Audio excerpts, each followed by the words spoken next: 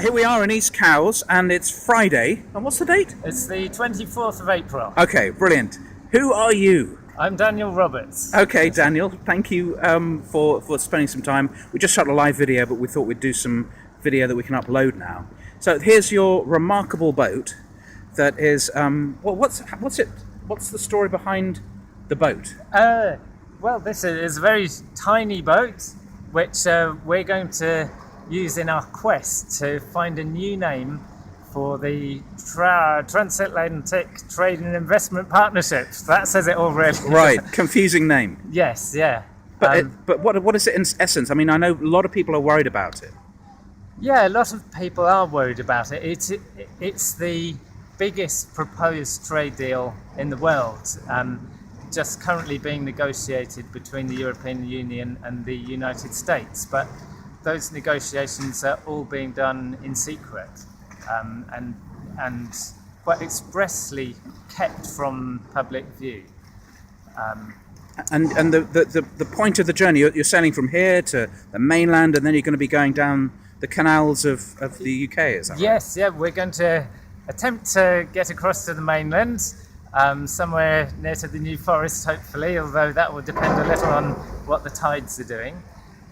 Then we'll put the boat on top of a car and drive up to Avonmouth, near to Bristol, where one end of the Kennet and Avon Canal is there.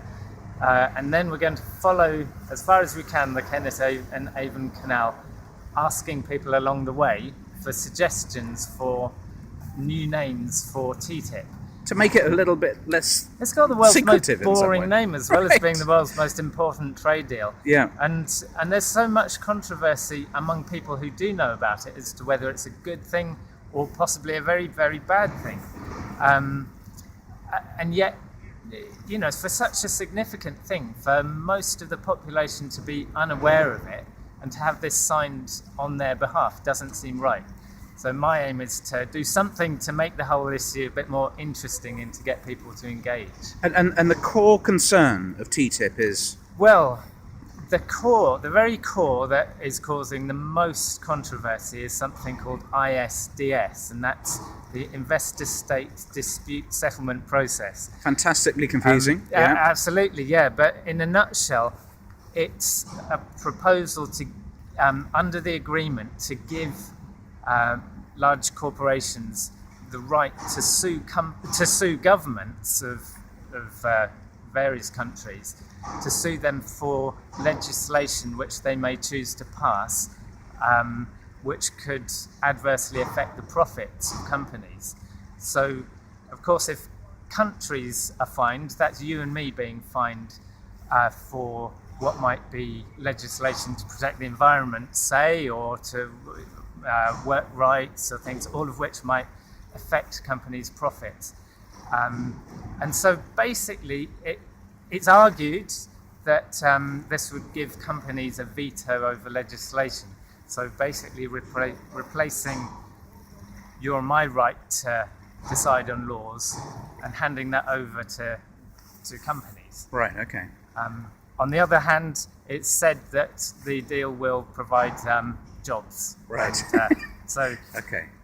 people are in disagreement about whether it's worth kind of selling off democracy in the name of increased profits and jobs and so on, or not. Okay, so this is quite a remarkable thing for you to take on, I think. But it's not the first of the remarkable things that you've done, as far as I can see. No, We've covered other projects you've done, which are extraordinary. Yeah.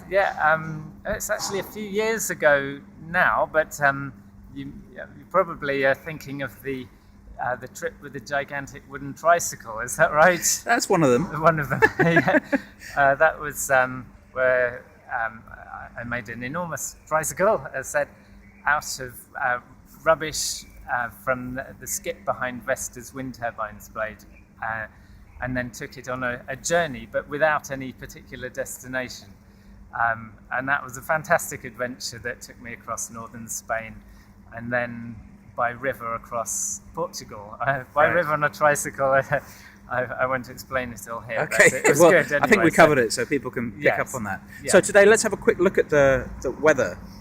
There's a little bit of fog. Now, you're an experienced sailor, so it's not something you're doing that's foolhardy here.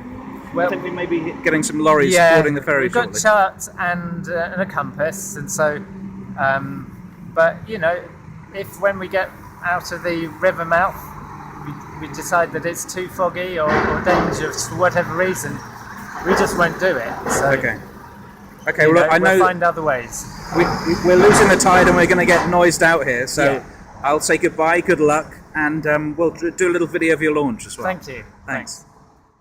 It was here that we waved goodbye to Dan and Bill as they were making their way across the Solent in those slightly foggy conditions. I'm pleased to report that they made their way across safely. They put the boat on top of a car and have made their way up to Bristol, complete with printing press. They're now making their way down the waterways, stopping off at towns and villages along the way and asking people what would they call TTIP.